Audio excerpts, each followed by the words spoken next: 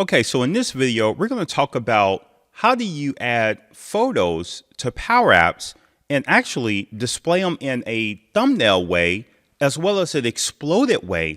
So what I mean by, if you look at this form, you will notice that for the selected value, not only do we get a thumbnail for this selected site type, I can actually click in that photo and see it in a more granular way using a dialog. If I select another site type, you will notice that the image is a lot larger to where I actually need to scroll in the dialog to get the full effect of the image. A lot of tips and tricks here. So let's get started.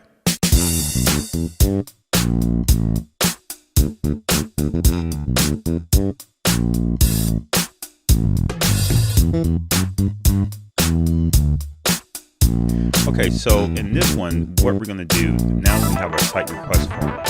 We know that we have the various site types. So when the user comes in and fill out this form, they can select from the various types. And what we would like to do is have a description of the selected type as well as a photo of the selected type. So that way they get a sense of the site that they're requesting and what's included in that site. Because of the real estate here, one of the challenges we're going to run into is that this only has enough to really kind of show a segment of a site. And we know that some of these sites are very long in length. And we need a way for them to be able to click on this image and then show a dialog that has the full image with the understanding that the image height may be longer than the real estate that we have in the Power Apps and allow them to scroll through it. So in order to set that up, the first thing we have to do is determine what is the column we're going to use for our site type. Now, before we jump into the column selection and the strategy behind it, let's flip over to the whiteboard and take a look at the various site lists, the various lists that we have in the site requests and how they're all connected. So we have our main site request list. And this is going to capture all of the information that's actually submitted through our Power App form. And from that, we actually have a few lookup lists. So we have a partners list. And again, based on the project, the site type, if they select external project, we know that that external project has to be related to a partner. And from there, they say which partner that site is for. In addition to the selected partner, each one of these partners can have multiple locations. And this is what we saw in our YO example, where the partner was YO, but they had 5 or 6 locations spanning across many different states within the US. So here is where you would have an entry for each one of those locations for that particular partner. And then the user can then select it, says, yeah, we're doing a project site and it's going to be for this particular location for this selected partner, and they're able to rock and roll. The third scenario, and let's just go ahead and put this in purple, and this is what we're going to cover in our video today, and it's really more details on these selected site types and also details on the type options, right? So when you flip back over to this drop down, this is actually showing all of the site options that are available to the user to select from. And when you look at our SharePoint list, that's going to come from the site types list that has all the available options. And not only does it give you the title of the site type, but there's also a description. And what we're going to see, and you see there's an attachment field, we will grow into that and why that's needed. But it also allows us to scale to add any additional information that's needed for the selected site type and the different site type options. Now back to our whiteboard, one of the things to note is that these columns that represent these other lookup lists are actually lookup columns. And that's an important thing to note because when we're building out our Power Apps, there are certain fields, as we saw in the previous video, there were certain fields, there are certain ways that you have to save this data, especially, and then when you're interacting with the dropdown, there's a certain format of the return type, right, that we have for these lookups. So each one of these lookups are going to coincide with a SharePoint list And understanding this capability and understanding this type of relationship really defines our strategy and how we have to interact with these columns. Now, with all of that said, let's jump over to our site type list. And the biggest question is going to be, how do we want to represent the column that is going to hold the thumbnail or the screenshot for the selected type? So if they select Project External, what we would like to do is show a beautiful screenshot of what the sample site or what the template for a external project site looks like. And then that way they can scroll through and make a decision if that's the type needed for their business requirement.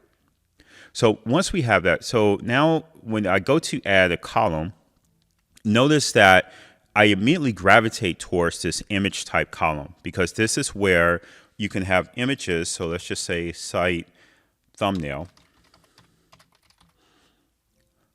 and just save that off. So really, I think we're free to go, and that was pretty easy.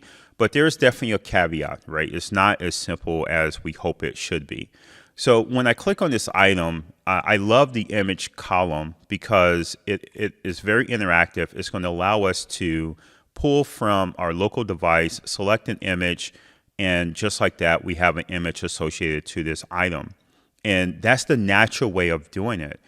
And if we weren't dealing with a PowerApps, or if we were not dealing with a situation where PowerApps had to read this data or consume this image from this particular item, this would probably be a very, very viable solution for our scenario. The problem is that for the image column type, it's not supported by PowerApps. So when we try to pull these in, so these you can identify them. They will present themselves as an available option, but we have a problem pulling the actual data and getting the reference to the image stored in this column. The good news is Microsoft is working on this, and it's actually in their roadmap. So we're hoping by the second half of 2021, this capability will be available in PowerApps. So on the surface, it seems like that was a slam dunk, an obvious answer. But once we kind of went down the rabbit hole of trying to use that column, we realized that we kind of hit a brick wall. The other option would be, if you select the column types, and if you look at these various types, is to select a hyperlink. And with the hyperlink, we know that we can reference any image as an hyperlink, or even URL in that case. So let's just put this one in as the site thumbnail, and just click Save.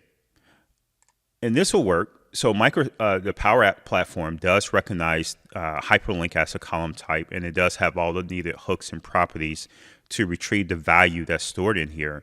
The concern I have with this one is that from a user perspective, what we're going to have to do, they're going to have to upload the images somewhere, either a document library or a photo library or whatever, some type of library, just to kind of have it hosted inside of SharePoint, and then navigate to that particular file, grab the path, and then paste that in. So every time I wanted to interact with a thumbnail for a particular site type, I have to do a 2 or 3 step process, right, in order to make that relationship. Again, a viable option. Technically, we can make this happen, whereas the image site column type, we could not make that happen technically. But the concern I have here is with the user experience. So we're not going to use the hyperlink type either. And it's the same scenario if I was using single line text field or any other field that just represented the URL of a file, either way. So with that, I actually have it shown here. We're actually going to use the attachments capability within the SharePoint list. I like the attachments capability because now if I go to Project Generic and I want to use attachments, all I have to do is click on the attachment. I get the same experience that I had with the image column type, and I can bring it up. And then also, not only can I save one, but if there was a scenario where we want to build a gallery of different looks within this particular site type, attachments allow me to upload more than one attachment, right? So again, there's several scenarios that we can accomplish with this. And there's also some caveats as well, because the attachment from a user perspective, does not necessarily have to be an image type. So this attachment column will allow them, this attachment feature will allow them to upload any type of attachment, rather it be image type or photo type or not, or it could be a PDF, it could be a Word, it could be Excel, so it can be any file type, which could be problematic in our scenario. So that would have to be a training ability, but I think the pros and cons of training the user, of limiting them to a certain type versus forcing them to find a URL to an image and, create that relationship in that manner, I think it's the pros outweigh the cons in this scenario. So also what they will be able to do, they can actually click on the image, and you can see that this image is very long as far as height, but it captures exactly what we wanted to capture, right? So we wanted to give the user an experience to where they can really get a sense of what's all included in this one particular site template, so that way they can make an informed decision based on that screenshot in the description. So with that, we said all that to say we're going to use the attachment column to represent the thumbnail or the screenshot for these different project types. And now we need to jump into PowerApps and link them together. So here we are in our PowerApp form. If you're new to this video series and you're jumping in and this is your first video, understand that there is a video prior to this to where we actually build this entire PowerApp solution from scratch. And from that previous video, we added in this site type dropdown that's using again, this is a lookup type based on our discussion we had on our whiteboard. And based on this selection, it's going to bring back all of the available list options in that lookup list, but it only brings back two values. It brings back the title of the lookup item and the ID of the lookup item, which is going to leave us with a vacuum or a hole because we need to grab other information based on the selected value. So with that, what we want to do, we want to leverage the onChange event for this dropdown. And so I'm going to select the dropdown, go to the onChange property, and right now this is set to false. So the first thing I need to do is for the selected item, because I only have two properties that represent the item, the ID and the value. The value is the title of it. I need to do a lookup against this site types list to get the full record. And in that full record, it's going to return all the other needed information, actually more than what I need, but it's going to return the needed information that I need for this dynamic situation here on the right. So first thing we want to do is let's just go ahead and do let's create two variables. Let's create a var, let's just call this site type. This is going to be verbose. Description.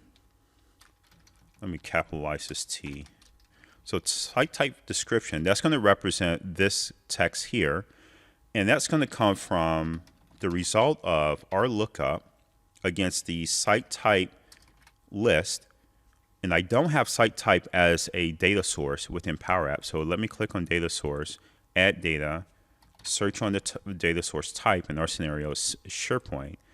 And then from here, I would just go ahead and select site request. That's where my list live. And then this is the list that we want to target. So that's going to be site types. Once that's brought in, the data source is going to represent that data as site types here. And then in my lookup, I just want to reference whatever the data source name is. Now that I have site types, I want to filter that. Again, from this drop down, I'm going to only have access to the ID and the value. So I'm going to filter on where the ID column in the site types list equals the selected ID from this dropdown. Now, in the previous video, we named this dropdown to vsite type. So that's the name of the column here in the dropdown control here in PowerApps. So from there, I just want to get the selected value, and those are the two that we know that we have access to. So we're going to have the selected ID based on the selected value. run that against a lookup, because I'm using a lookup versus a filter, because the difference between the two, the lookup is to expect only one match and it's going to treat it as a record. Whereas if I use the filter method, it will, even if I only get a single match, it's going to treat it as a collection or a table. And then I have to do other functions to go from a table, even though it has an item of 1 or result set of 1, down to a record. So it would just cost me additional methods. Here, if I go out the gate with a lookup, because I'm only expecting 1 and I'm doing an exact match, ID is probably as exact as you can get, and it's going to return that record. So I just wanted to add that little tidbit there. Once I have that, I just want to do a dot, and I believe my column for the description is going to be dot description, and then I just close that. And that's going to set a local variable there on the change event. So every time this drop down changes, it's going to set that. The good news is I can pretty much copy that and do the exact same thing for my image. So here I'm going to do site type image, and notice this, I'm going to do image URL, because I'm only expecting, or in this variable, I'm going to store just the URL or the source URL to that particular image. Now I have this record, so here I can do dot attachments. It's going to give me access to my attachments. Understand, attachments is a table because the attachments column allows you to attach more than one. So here, this is going to be a big assumption that the attachment that I'm looking for is going to be in the first position, and that's going to convert that from a collection of attachments to the very first attachment. And now I can do a dot and then absolute URI, and that's going to be the URL to the image or to that attachment. Again, from a process perspective, we have to train our users that these in the attachment, it should only be image types only, and image file types only. And that could be PNG, JPEG, GIFs, whatever, but they have to be file types, or even SVG, but they have to be photo file types. Okay, once we have that, we're pretty much done with this dropdown. There's probably some optimization we can do, because we're doing this lookup twice. It probably is best to kind of do this lookup once, store it in a variable, and then use that variable to peel off the needed properties. But we can grow into that. Right now, we just want to make sure this thing works as expected. So now that we have our global variable set up, now we just need to set our control based on those variable types. So here, let me just take away this filler text and replace that with var site type description, and that should come over with a text value. And here my helper text is confirming that, okay, this value type is a text that's stored in this global variable, so we should be good there. And now for my image control, there is a property called image, and right now this is the uploaded default. We want to set that to var site image URL. Now, this image control, it's good to note this. This image control is flexible enough to say, for my image property, you actually have two options. You can do the URL to the image, or you can do the base 64 encoded blob of the image, where it's really the whole file just encoded into this huge blob text, and you can set this image property to that. And that's what we were doing before we made this change. So now, leveraging the flexibility of the image control and setting our property for the text, if I hold down my Alt key and change this, I should get some data. And so far, this looks good. And you can tell how some scenarios, there is data. In some scenarios, we do not have anything set. Okay, so this is, with little fuss, this is pretty much wired up. Now, the next piece, though, is where we get very creative, right? So in the next piece, what we want to do, we want the user to be able to click on this and see this, the whole view, right? Because remember that in that one type I have, and I think it was project generic, if I click on project generic and click on the attachments here, this is a huge attachment. but it's much needed because it really gives the user a really good understanding of what is all entailed in this particular site template. And we need that here at the request process, so that way they really get a sense of what they're getting. And this little thumbnail snippet is extraction is not enough for them to make that decision, right? Because it doesn't tell the whole story.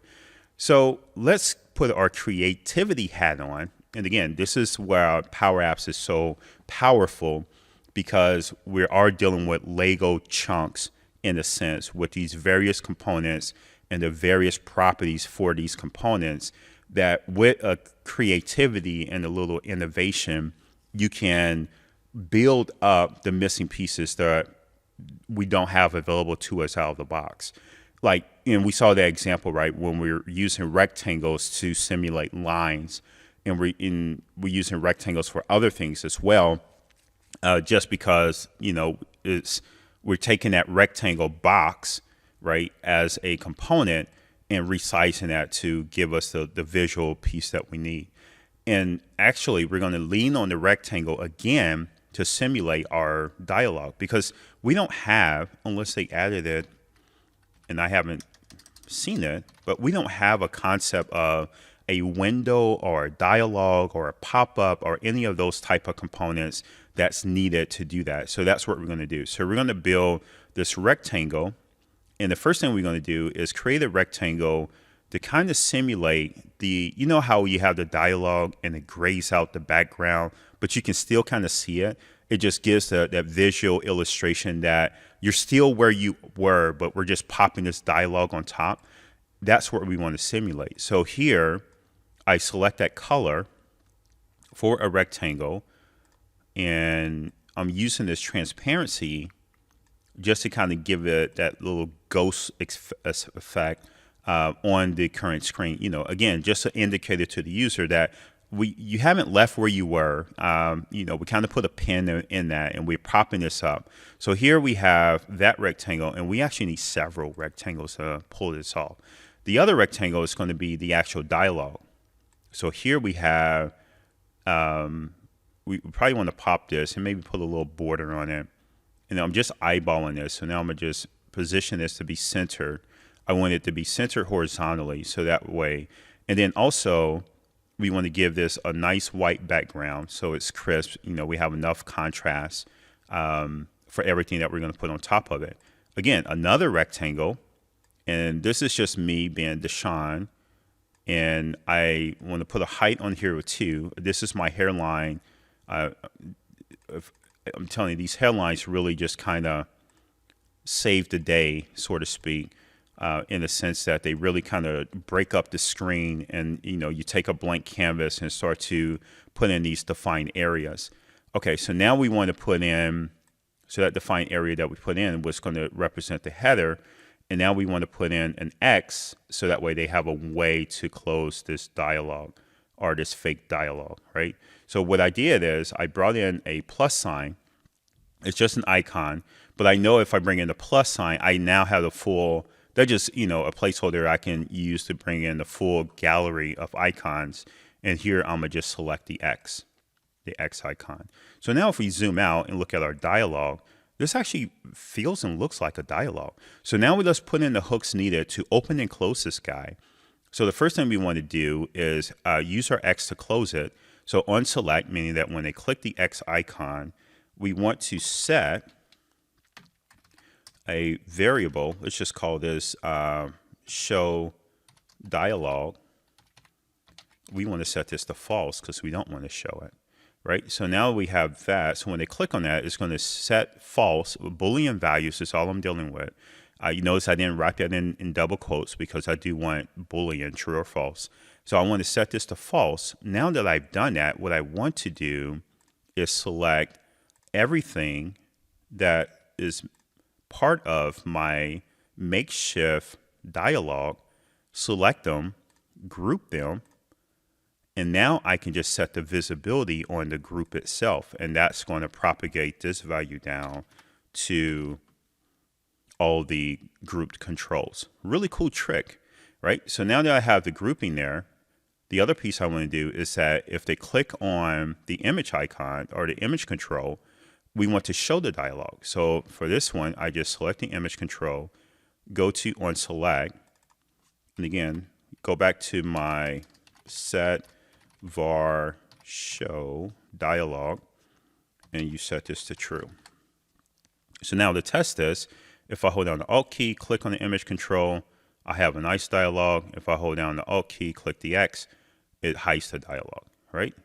So this is working as expected. So now what we need to do, now this is a little pro dev tool. Really, pro dev is probably not the right way to describe it, but this is going to be a little bit of another innovation or creativity. We understand that in this dialog, in PowerApps in general, there's an HTML control. So let's just do HTML. And this HTML text is very similar to the label that we would use. And you can expand this out. And let me show you the benefit of using something like this.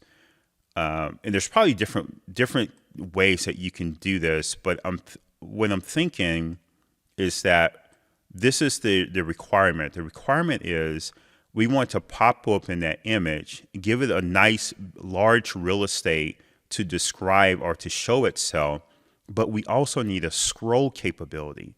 And this is why I don't use the image control in this scenario. Because if I did not need to scroll, I probably absolutely could just use an image control, show that image of selected in a much wider fashion. But because I need to scroll, I need more than what the image control will allow me to display. And maybe, you know what? And I didn't check and see if the image control even had a scroll capability. I just assumed it didn't because of the functionality that it has with, fit, full, and all those other settings that you have. So I just assume it doesn't. And that's a big assumption on my part. Sorry about that. But I think it's cool to see this technique anyway. So here, what we're going to do, we're going to use some HTML. And the HTML is really, we just need to bring in the image tag. We understand the image tag has a source attribute, and you can use the self-closing to kind of bring it out, right? So let's, this is all we need, right? We just need this image tag with the source. In our source, we have to use a concatenate to kind of bring in a dynamic value, and that's going to be our var site type image URL, right? And that's what's going to be set to our control. And look at that. I mean, just like that, we're pretty much done. And you see that my scroll bar is kicking in, right? So if I click on here, you see the scroll bar kicks in because that's what I get from using that HTML component, right? Now, here's one problem I do see right off the bat is that the width of this image is wider than the real estate that we're dropping it in. But this is a very easy fix. Again, this is one of those things where if you understand or know HTML, you have a lot of tools at your disposal. So here, I'm going to just set the width to, let's just say 500, and that's not going to be wide enough. Let's just say 1100. That's not going to be wide enough. And I can stop guessing. So to get the true width, select on the HTML control, look at the width. It's at 1265. Let's go a few pixels less than that. Let's just do 1260. And then that's going to force the image tag to contain that image within that width, right? And notice that I only specified the width because the height, I wanted to maintain this aspect ratio. Again, this is just understanding HTML and what the do's and don'ts within the image tag. But if you only specify one of the two, width versus height, the other one that's left blank will maintain this aspect ratio and then kind of force the height to stay within it and not distort your image, right? Another cool trick. So once you have that, I think you're pretty much done. Notice, I do want to call out the flash though. Notice the flash. Notice what's happening. As I mouse over this, my rectangles are doing this little fancy scroll effect, which is cool, but it's not needed here, right? So let me go back to my tree control. Oh, here's another gotcha, right? You see my HTML tag is outside of my group. I need that inside of the group. So, because remember, I have that view state on the group only. So how do I do this? Do I hold down the shift button? and select it and then say group again, maybe. All right, that looks like it. And what happened to my visibility property? Did that maintain? No, it got wiped out. So let me drop that in. All right, so now let me test this. Let me make sure my HTML control hides with my dialog group. And so far it does seem to work that way. Okay, so we started to address the scrubbing or the flash that we get with these rectangles. And that flash is coming from the difference in the hover color, right? So I have a fill color for each one of my rectangles. I define a fill color, but then when I mouse over it, my hover color kicks in, and that's not the desired behavior. So, and it's an easy fix. All you do is go to your hover color for your selected rectangle, and I don't know why they don't do this out of the box. Just do a self, meaning that the control is going to look at itself, and dot fill would be the fill color. And basically, that's all I'm saying. I'm saying if for my hover color, use the same color as the fill, and for my press color, the same color as my fill. And this is just a generic function, and it works in many different scenarios because it's context aware with the self property, right? Before self, I would always have to copy the fill color into these other slots. And then I had to remember that if I change the fill color, to go and update the rest of them to match the new fill color.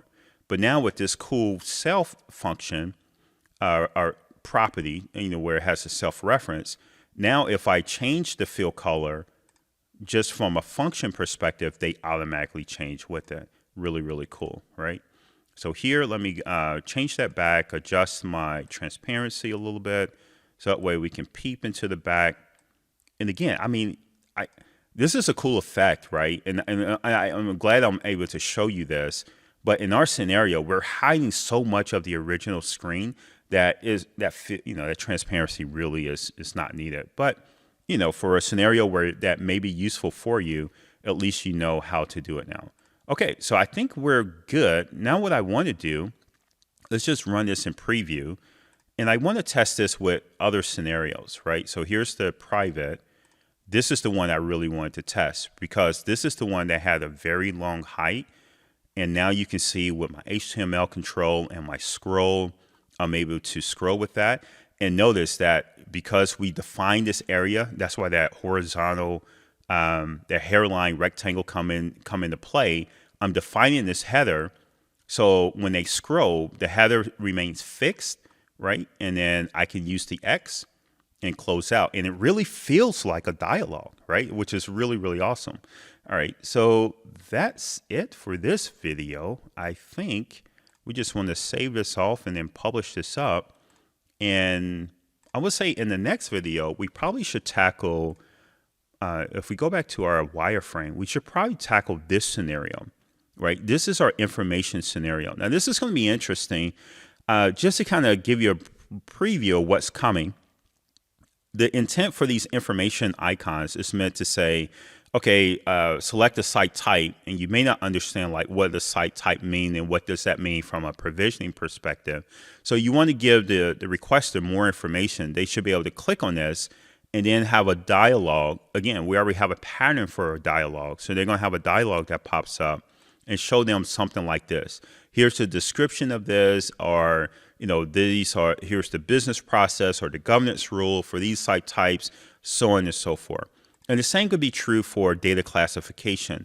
Maybe you have a dictionary for all the classification types and what that means, and maybe some use case samples of why you would select a private data classification versus a internal only versus a highly classified, just things along those lines, right? So we want to show how you can use that to configure this. And because all of our solutions are elegant, and that's what I try to teach is how do you create what on the surface could be a complex scenario or even a simple scenario, and do it in a way of configuration or setting configs to where you can change this text, right? And you saw how we're pulling this in, and for site type, if the site type description changes, or because the template changed and now there's an updated thumbnail, you're doing all those updates without updating your Power App,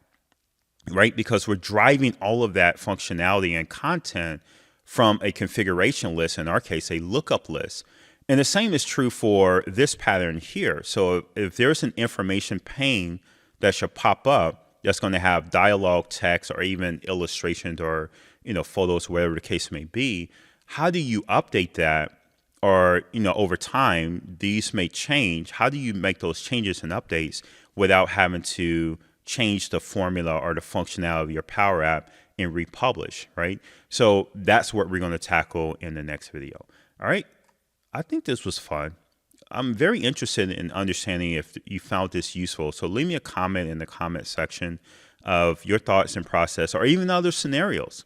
That's the other thing. I would love this to be a two-way dialogue. So if you jump in early as I'm building these out, because I don't build the next video until I complete this, so I allow this to kind of marinate and kind of get feedback on the previous. So if you're one of the first to jump in while this is being created, then you can actually have some input on what happens or what topics or scenarios we cover in the next video. So leave those in the comment section. Until then, I'll see you in the next time, and take care of yourself.